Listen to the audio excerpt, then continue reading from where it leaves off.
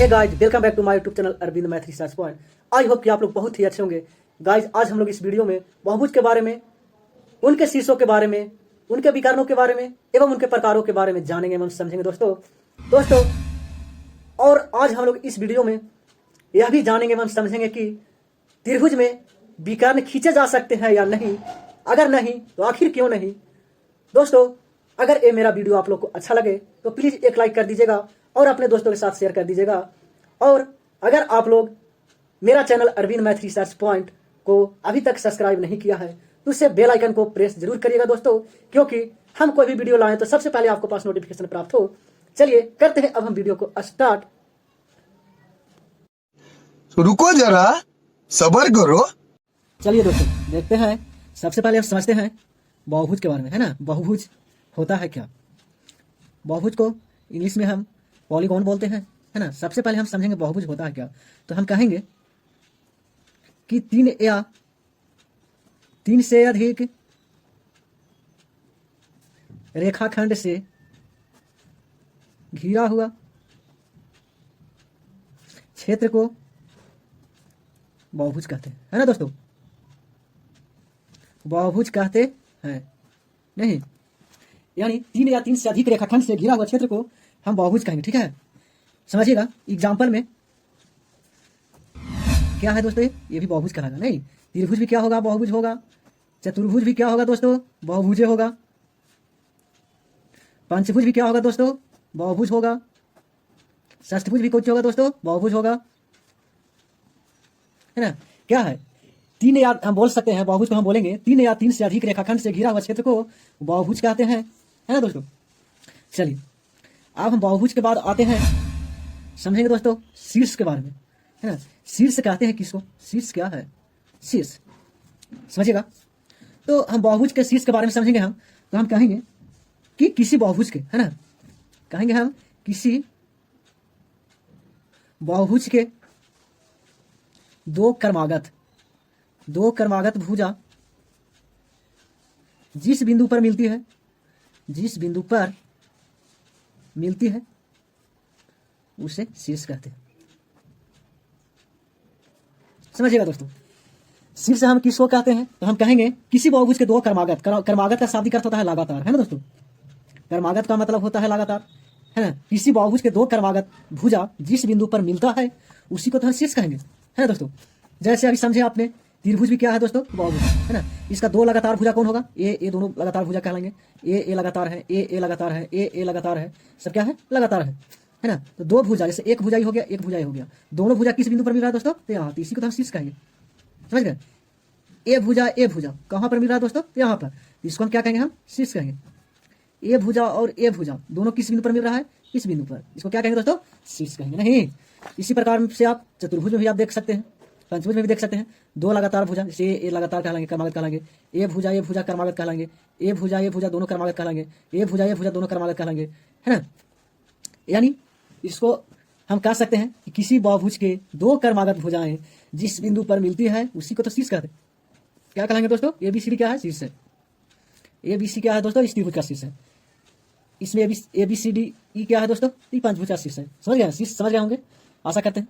चलिए अब आते हैं शीर्ष के बाद आते हैं दोस्तों विकर्ण के, है ना। विकर्ण हम कहते हैं किसको, समझिएगा। तो हम विकर्ण कहेंगे हम किसी बहुभुज, है ना, किसी बहुभुज के किसी शीर्ष के, किसी बहुभुज के किसी शीर्ष के उसके सामने के शीर्ष को मिलाने वाली रेखाखंड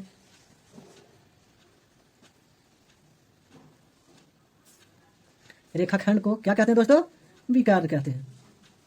विकर्ण कहते हैं, समझिएगा। किसी बहुभुज के किसी शीर्ष के उसके सामने के शीर्ष के मिलाने वाली रेखाखंड वो क्या कहते हैं दोस्तों, विकर्ण कहते हैं। नहीं, कहता है विकर्ण किसको कहते हैं, किसी बहुभुज के किसी शीर्ष के उसके सामने के शीर्ष को मिलाने वाली रेखाखंड, है ना, को विकर्ण कहते हैं। समझिएगा दोस्तों, हम बहुभुज लेते हैं ना, किसी बहुभुज यानी त्रिभुज को लेते हैं, चतुर्भुज को भी लेते हैं दोस्तों, पंचभुज को भी लेते हैं दोस्तों, षष्ठभुज को भी लेते हैं दोस्तों। समझिएगा विकर्ण के बारे में, है ना।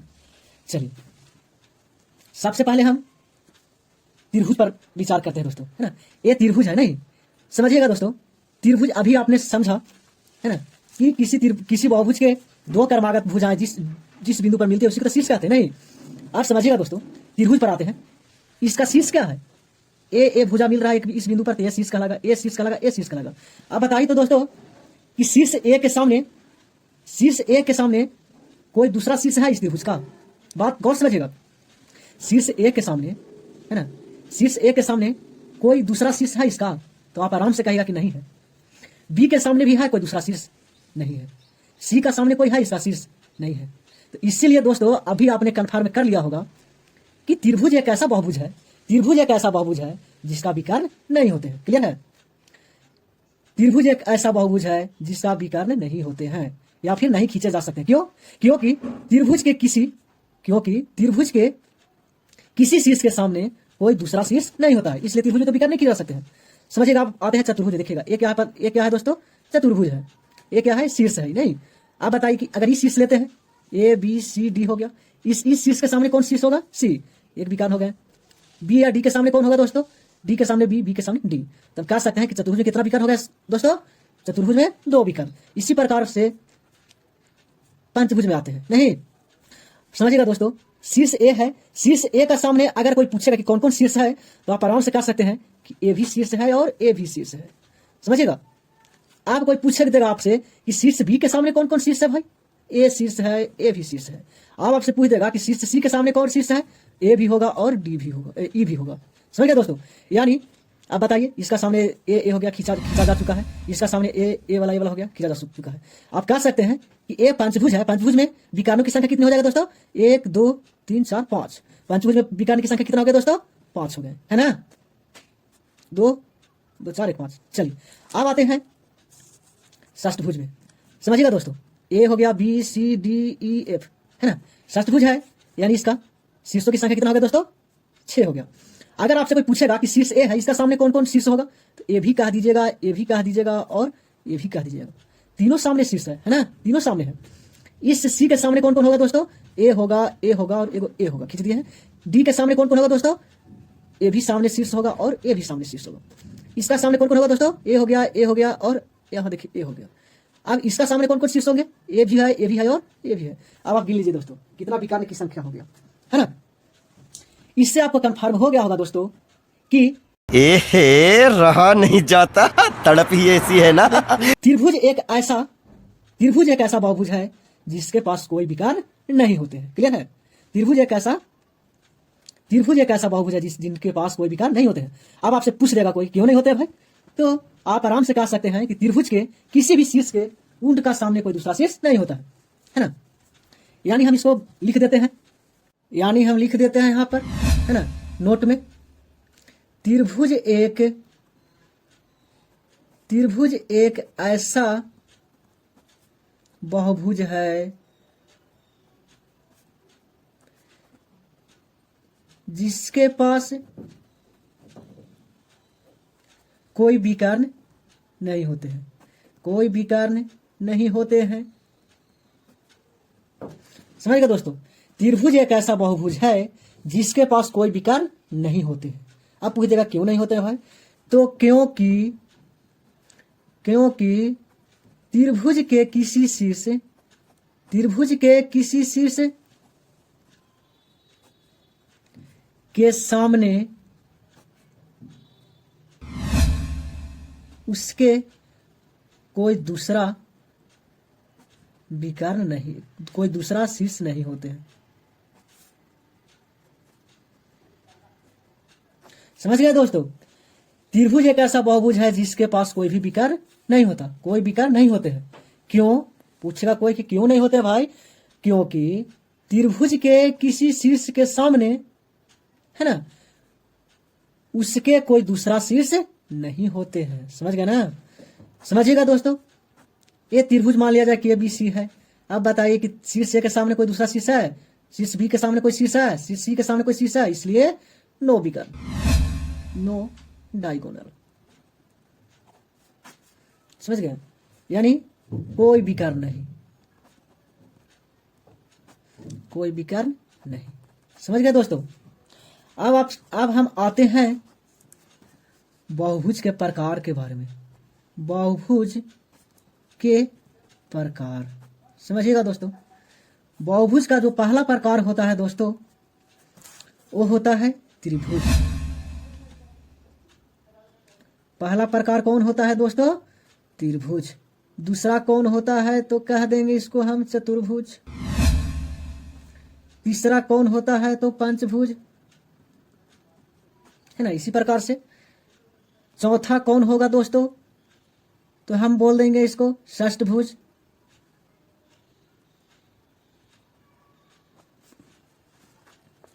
अब हम पढ़ते हैं, सबसे पहले जानते हैं दोस्तों, रुको जरा, सबर करो। है ना। त्रिभुज कहते हैं किसको तो हम बोलेंगे तीन भुजा से घिरा हुआ क्षेत्र को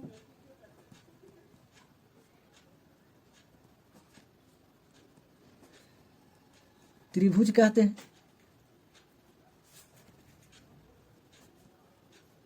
या हम इसी को एक और डिफिनेशन बोल सकते हैं, तीन रेखाखंड से घिरा हुआ क्षेत्र को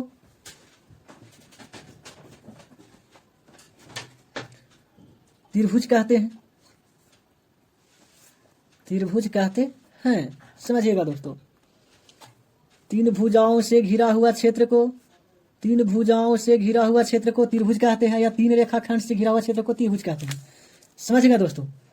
एग्जाम्पल में हम देखते हैं, त्रिभुज ये भी कहलागा, ये भी सी तीन भुजा से घिरा हुआ है, इसको भी हम त्रिभुज कहेंगे, ये भी तीन भुजा से घिरा हुआ है ना।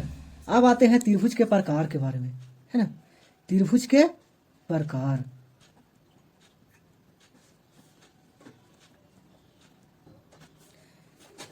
त्रिभुज के प्रकार समझिएगा दोस्तों। त्रिभुज को निम्नलिखित दो भागों में बांटा जाता है। निम्नलिखित दो भागों में बांटा जाता है, समझिएगा। त्रिभुज के कितना भागों में बांटा जाता है दोस्तों? दो भागों में। पहला जो भाग है वो है कोण के आधार पर, कोण के आधार पर। दूसरा जो है भुजा के आधार पर।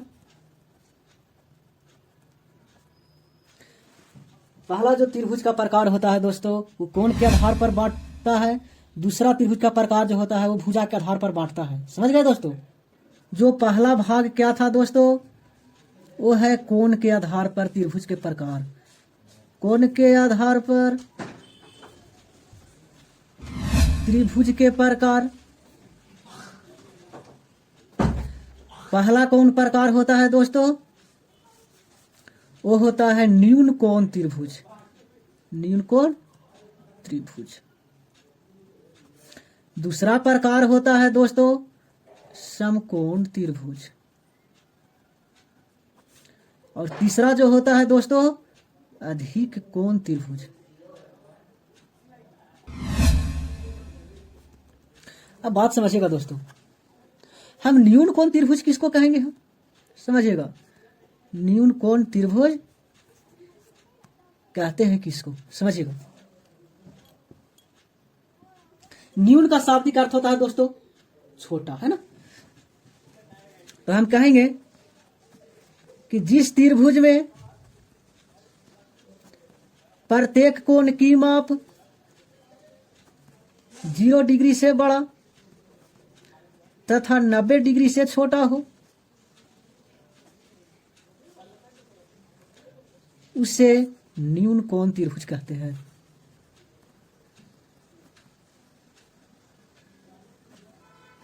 समझिएगा दोस्तों, कहता है कि जिस त्रिभुज में प्रत्येक कोण की माप 0 डिग्री से बड़ा और 90 डिग्री से छोटा हो। प्रत्येक माने सभी कोण, यानी एक सभी कोण, यानी प्रत्येक कोण जो होगा, है ना, तीनों कोण जो होगा दोस्तों त्रिभुज का, है ना, वैसा त्रिभुज होना चाहिए जिनका तीनों कोणों का जो माप होगा, यानी प्रत्येक कोण का जो माप होगा वो 0 डिग्री से बड़ा होना चाहिए और 90 डिग्री से छोटा होना चाहिए। उसी को तो न्यून कोण त्रिभुज कहते हैं दोस्तों। जैसे समझिएगा ये 80 डिग्री हो गया, है ना, क्या है 0 से बड़ा है 90 से छोटा है कि नहीं। एकरा कह दी हम 70 डिग्री। 90 से बड़ा 90 से छोटा और 0 से बड़ा है ये मान लिया जाए 8 7 15 यानी 30 डिग्री हो गया दोस्तों। यानी ये जो कहलाएगा दोस्तों न्यून कोण। देखिए तो ये त्रिभुज है, इनका देखिए प्रत्येक कोण जो है जो 0 से बड़ा है 90 से छोटा है, 0 से बड़ा है और 90 से छोटा है। एक और एग्जाम्पल लेते हैं दोस्तों, ये मान के चलिए कि 89 डिग्री का कोण है ना, और ये मान के चलिए दोस्तों 69 डिग्री का कोण है ना। अब सॉरी 61 डिग्री का कोण है, तो हो गया 8 14 15, ये कितना हो जाएगा दोस्तों 30 डिग्री। यानी ये भी क्या कहलाएगा दोस्तों न्यून कोण त्रिभुज ही कहलाएगा। क्यों? क्योंकि प्रत्येक कोण का माप जो है कोण ए का भी मान है जो 0 से बड़ा है और 90 से छोटा है। बी का कोण बी का भी जो माप है वो 90 से छोटा 0 से बड़ा है। सी का भी जो माप है जो 0 से बड़ा और 90 से छोटा है। ये भी कौन कौन का रुको जरा, सबर करो। समझिएगा दोस्तों, एक मान के चलिए कि एक है, एक मोहन नाम का आदमी है। बात समझिएगा दोस्तों, बहुत ही मजा आने वाला है, ठीक है। एक मोहन नाम के आदमी है, इनका 2 बेटा हुए, है ना दोस्तों। ये मोहन नाम का एक आदमी है, इनका 2 बेटा है। एक के नाम है ना, एक के नाम है रोहन और एक का नाम है सोहन। बात समझिएगा दोस्तों, मोहन कोई व्यक्ति है, इसका 2 बेटा हुए, एक का नाम रोहन था, एक का नाम सोहन है। अब मान के चलिए दोस्तों इसके पास एक टोटल 180 बीघा खेत था। बात को समझिएगा दोस्तों, मोहन एक व्यक्ति है जिसके पास 180 बीघा खेत है, 180 बीघा खेत है दोस्तों। अब क्या हुआ, मोहन अब बूढ़ा हो गए, तो अब सोचे कि हमारा बेटा को अलग कर देते हैं, है ना। तो क्या किए, दोनों को हिस्सा नाप को 90 बीघा पड़ा कि नहीं दोस्तों। दोनों को हिस्सा कितना पड़ गया, 90 पड़ गया। समझ गए। फिर समझिएगा, मोहन एक आदमी था जिसका 2 लड़का थे, रोहन और सोहन। अब ये बूढ़ा हो गए, अब मोहन सोच रहे हैं कि अब हम कब हम मर जाएंगे, इससे अच्छा दोनों बेटा को हम अलग कर देते हैं। अलग करने की बात हुआ, दोनों का खेत जो है जो बंटवारा हो गया, तो 90 बीघा खेत पड़ा रोहन और सोहन को। समझिएगा दोस्तों, अब समझिएगा, अब रोहन को एक बच्चा हुआ, यानी रोहन को एक बेटा हुआ है। रोहन का एक बेटा, यानी रोहन का एक ही एकलौता बेटा है जिसका नाम राजू है। और सोहन का 2 बेटा हुए, है ना। सोहन का कितना बेटा है दोस्तों, 2 बेटा हुए, है ना। एक का नाम है विनोद और एक का नाम है प्रमोद। बात समझिएगा दोस्तों, मोहन एक आदमी है जिसका 2 बेटा है, रोहन सोहन, है ना। रोहन का एक ही बेटा, एकलौता बेटा हुआ जिसका नाम राजू है, और सोहन का 2 बेटा हो गया जिसको नाम है विनोद और प्रमोद। समझिएगा दोस्तों, प्रमोद जो है जिसके पास जॉब है। बात समझिएगा दोस्तों, जिसके पास जॉब है। अब बताइए दोस्तों, ये जब रोहन के पास जब 90 बीघा खेत है, तो इसका पास भी 90 बीघा खेत हुआ कि नहीं हुआ, बताइए। रोहन के पास 90 बीघा खेत, इसको भी पास 90 बीघा खेत। इन लोग कुछ कर सकते, इन लोग कोई कर सकता है कुछ, इसको हिला नहीं सकता। क्यों? कहा है कि इसका बाप का जितना हिस्सा है उतना हिस्सा इसको मिला, है ना दोस्तों। लेकिन देखिएगा, सोहन का 2 बेटा है, एक बेटा का नाम विनोद है, एक बेटा का नाम प्रमोद है। ये बड़ा बेटा है और ये छोटा बेटा है। छोटा बेटा है दोस्तों जॉब करता है। अब देखिएगा, जब इसको बंटवारा होगा दोस्तों, केस नंबर 1 हो सकता है दोनों को 45 बीघा जमीन को बंटवारा कर सकता है। ये लोग अपने में कर सकता है कि नहीं, 90 बीघा में बट रहा है, ये लोग बट रहा है, दोनों को 45 बीघा में बट गया, है ना। केस नंबर 2 हो सकता है कि विनोद जो है, जो गरीब आदमी है, इनका नौकरी नहीं है। इनके पिता ने, सोहन ने कहे कि अरे तुमको इस बड़ा भाई के पास कोई नौकरी नहीं है, कोई कमाने का बेचारा गरीब आदमी है, उसको ज्यादा खेत दे दो, उससे कमा खाएगा नहीं। तो इसको मान लिया जाए कि 60 बीघा दे दिया और ये 30 बीघा रख लिया। केस नंबर 3 ये भी हो सकता है दोस्तों, केस नंबर 3 ये भी हो सकता है कि प्रमोद जो है, जो पढ़ा लिखा आदमी है, ये है प्रमोद है से पढ़ा लिखा आदमी है, क्या किया कि विनोद का भी जो खेत जो था ना, विनोद का भी जो प्रॉपर्टी था वो अपना नामे करवा लिया। यानी 17 बीघा आपने करवा लिया और 20 बीघा उसको छोड़ दिया। आप समझिएगा दोस्तों, इन लोग 90 ही में इन लोग मरा कटा रहे हैं, है ना, 90 ही बीघा में मरा कटा रहे हैं। लेकिन इसको रोहन के बेटा राजू है, इसको कोई हिलाएगा? कोई नहीं हिला सकता है। 90 है तो है। यानी इससे आपको समझ में आ गया होगा दोस्तों कि यानी 180 बीघा में एक बेटा का जो हिस्सा होगा वो 90 के 90 मिलना चाहिए, और 90 बीघा शेष 90 बीघा में दो बेटा को कुछ भी मिले, कम बेसी या बराबर बराबर मिल सकता है ना। तीनों को जोड़िए दोस्तों, तीनों को, इसको 90 90 180 90 90 180 90 90 180। यानी इसको हम डिफाइन कर सकते हैं कि जिस त्रिभुज में एक कोण की माप, यानी हम कह सकते हैं जिस त्रिभुज में एक कोण की माप 90 डिग्री के बराबर हो तथा अन्य दो कोणों में से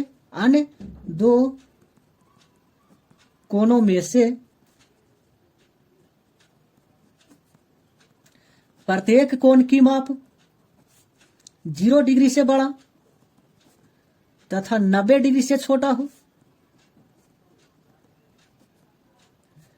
उसे समकोण कहते हैं। उसे समकोण त्रिभुज कहते हैं। बात को समझिएगा दोस्तों, जिस त्रिभुज में एक कोण की माप 90 डिग्री के बराबर हो तथा अन्य दो कोणों में से प्रत्येक कोण की माप 0 डिग्री से बड़ा तथा 90 डिग्री से छोटा हो, उससे क्या कहते हैं दोस्तों? समकोण त्रिभुज कहते हैं। बात को समझिएगा, एग्जाम्पल में समझिएगा दोस्तों। मान लिया जाए, है ना, मान लिया जाए कि इस त्रिभुज का नाम है मोहन। त्रिभुज का नाम है मोहन यानी इसको टोटल हिस्सा था 180 बीघा। राजू कहाँ है बता सकते हैं आप? राजू कहाँ है? देखिए राजू भाई यहाँ है, राजू यहाँ है नहीं। देखिए ये लोग विनोद और प्रमोद कटा मरा रहे हैं। विनोद यहाँ है और प्रमोद यहाँ है। ये राजू को कोई हिला सकता है दोस्तों? कहेगा कि 90 चाहिए तो चाहिए, लेकिन इन लोग है 90 ही डिग्री में दू को भाई लड़ रहा है कि अरे हमको कम हिस्सा मिला, वो कह रहा है कि हमको कम मिला। समझेगा दोस्तों? यानी एग्जाम्पल समझिएगा, ये 90 इसको चाहिए तो चाहिए, ये अगर 60 तो 30। ये कौन कौन कहलाएगा दोस्तों? समकोण त्रिभुज, है ना। या ये भी कह सकते हैं, ये आपको कह दीजिए 10 डिग्री है, कह दीजिए 90 रहेगा तो रहेगा ही। ये भी कौन त्रिभुज कहलाएंगे दोस्तों? समकोण कहलाएंगे। क्लियर है? अब आते हैं समकोण के बाद, समकोण त्रिभुज के बाद आते हैं अब अधिक कोण त्रिभुज, है ना दोस्तों। अधिक कोण त्रिभुज के बारे में तीसरा जो प्रकार था वो था अधिक कोण त्रिभुज। अधिक कोण त्रिभुज किसको कहेंगे हम? तो कहेंगे कि जिस त्रिभुज में एक कोण की माप 90 डिग्री से बड़ा तथा 180 डिग्री से छोटा हो,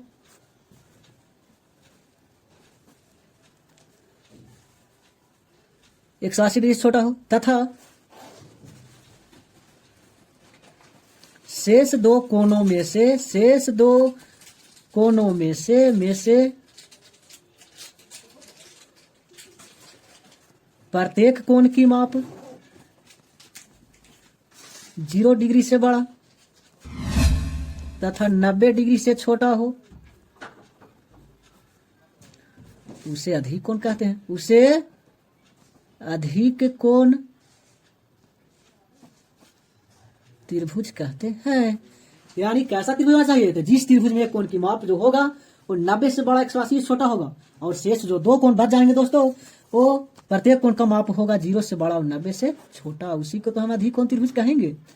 समझिएगा, जैसे हम कह दिए कि 130 हो गया, इसको कह दीजिए कि 20 है, इसको कह दीजिए कि 30 है। 30 20 50 और 30 50 30 80, ए हो गया, बी हो गया, सी। अधिक कोण त्रिभुज कहलाएगा ये, है ना दोस्तों। इसको हम कह दिए कि 91 डिग्री है, एक कोण की माप 90 से बड़ा 180 छोटा है दोस्तों। बात समझिएगा। इसको आप कह दीजिए कि 49 डिग्री है ना। 9 4 14 यानी 140 हो गया, 40 डिग्री हो गया, ए बी सी। कौन त्रिभुज कहलाएगा दोस्तों? ये अधिक कोण त्रिभुज। अब आते हैं दोस्तों भुजा के आधार पर त्रिभुज के प्रकार। जो दूसरा प्रकार था दोस्तों, वो था भुजा के आधार पर।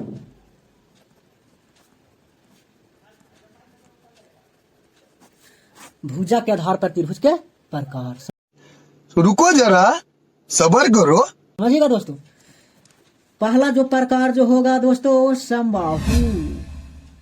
समबाहु त्रिभुज। दूसरा हो जाएगा समद्विबाहु।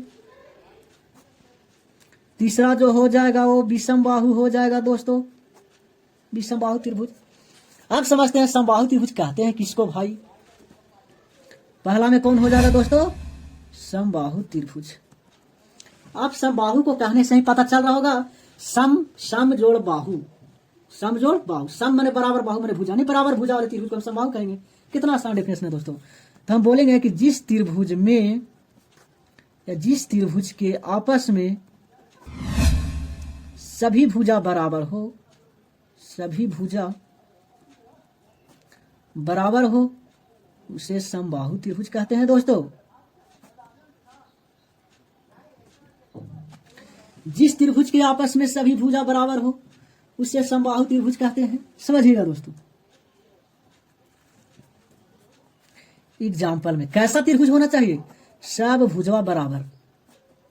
जैसे ए हो गया, बी हो गया, सी हो गया, है ना। यानी इसको शर्त क्या होगा दोस्तों? ए बी बराबर बी सी बराबर ए सी।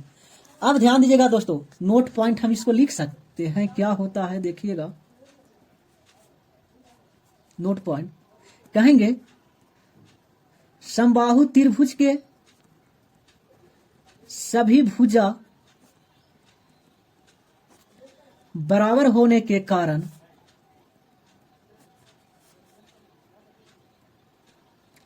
इनका कोण भी आपस में बराबर होते हैं। समझिएगा दोस्तों, समबाहु त्रिभुज में सभी भुजा बराबर होने के कारण इनका कोण भी आपस में बराबर होते हैं। जैसे कहने का मतलब है कि ए कोण ए कोण ए कोण, तीनों कोण भी बराबर होगा। यानी कोण कह सकते हैं, कोण ए बराबर कोण बी बराबर कोण सी बराबर 60 डिग्री। समझ गए दोस्तों। अब आते हैं दूसरा जो प्रकार है, वो है समद्विबाहु त्रिभुज। समद्विबाहु त्रिभुज। समद्विबाहु त्रिभुज किसको कहेंगे दोस्तों? तो कहेंगे जिस त्रिभुज के आपस में केवल दो भुजा बराबर हो, केवल दो भुजा बराबर हो, उसे समद्विबाहु त्रिभुज कहते हैं। समद्विबाहु त्रिभुज कहते हैं। समझिएगा दोस्तों, जिस त्रिभुज के आपस में केवल दो भुजा बराबर हो, उसे समद्विबाहु त्रिभुज कहते हैं। जैसे समझिएगा दोस्तों, इसमें देख रहे होंगे ए भुजा आपस में बराबर है, ए भुजा बराबर नहीं है। बात समझिएगा। जैसे ए हो गया, बी हो गया, सी हो गया। यानी ए बी बराबर A C but not equal to B C. A B बराबर A C but not equal to B C. समझिएगा दोस्तों। समद्विबाहु त्रिभुज में हम कह सकते हैं, इसका भी नोट पॉइंट हम लिख सकते हैं दोस्तों। समद्विबाहु त्रिभुज में दो भुजा बराबर होने के कारण उनके द्वारा तीसरी भुजा पर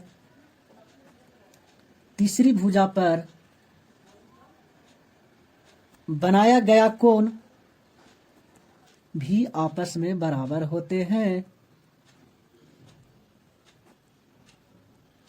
बात समझिएगा दोस्तों। समद्विबाहु त्रिभुज में दो भुजा बराबर होने के कारण उनके द्वारा तीसरी भुजा पर बनाए गए कोण भी बराबर होते हैं। देखिएगा दोस्तों, ए भुजा दोनों आपस में बराबर है, तो ए दोनों भुजा तीसरी भुजा यानी बीसी पर कोण बना रहा है, तो ए कोण और ए कोण भी आपस में बराबर होंगे। यानी कहने का मतलब है कि कोण बी बराबर कोण सी बट नॉट इक्वल टू कोण ए होगा। समझ गए। यानी समद्विबाहु त्रिभुज में दो भुजा जब रुको जरा, सबर करो। विषम बाहु त्रिभुज, विषम बाहु त्रिभुज। तीसरा प्रकार दोस्तों विषम बाहु। विषम को आपको देखने से ही पता चल रहा होगा। विषम का मतलब होता है दोस्तों, वो होता है अलग अलग, भिन्न भिन्न भिन्न भिन्न। विषम माने अलग अलग। विषम बाहु त्रिभुज किसको कहेंगे हम? तो हम बोलेंगे कि जिस त्रिभुज के आपस में कोई भुजा बराबर ना हो, कोई भुजा बराबर न हो, उसे विषम बाहु त्रिभुज कहते हैं। उसे विषम बाहु त्रिभुज कहते हैं। बात को समझिएगा दोस्तों। देखिए तो एक भी भुजा बेचारा के बराबर नहीं है, समझ गए? यानी हम कह सकते हैं कि A B not equal to B C not equal to A C. कोई भुजा बराबर नहीं है ना? यानी इसका नोट पॉइंट हम लिख सकते हैं दोस्तों। नोट पॉइंट क्या होगा? तो यहाँ लिख सकते हैं विषम बाहु त्रिभुज के आपस में कोई भुजा बराबर न होने के कारण इनका आपस में कोण भी बराबर नहीं होते हैं।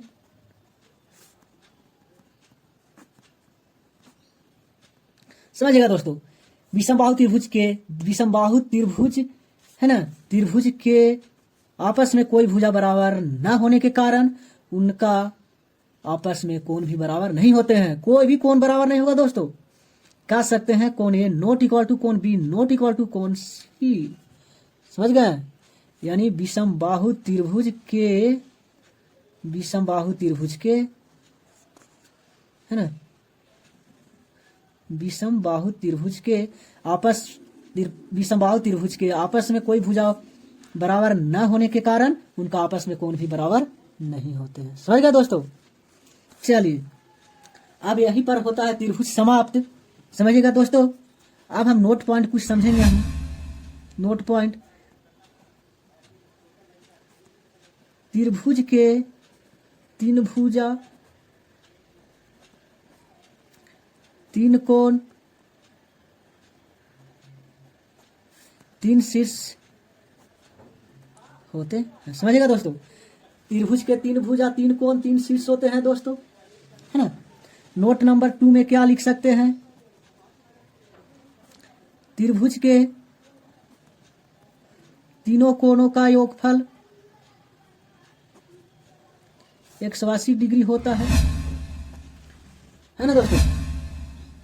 दोस्तों त्रिभुज के केंद्रक, अंतः केंद्रक, माध्यिका है ना के हम एक स्पेशल वीडियो बना दिए हैं दोस्तों। आप वहां से जाकर उस वीडियो को देख लीजिएगा। चलिए अब हम मिलते हैं अगले वीडियो, जो बहुभुज का दूसरा प्रकार होगा दोस्तों, वो चतुर्भुज के वीडियो में हम मिलते हैं दोस्तों। करते हैं अब हम यहीं पर समाप्त। आपसे हम विदा लेते हैं। Thank you.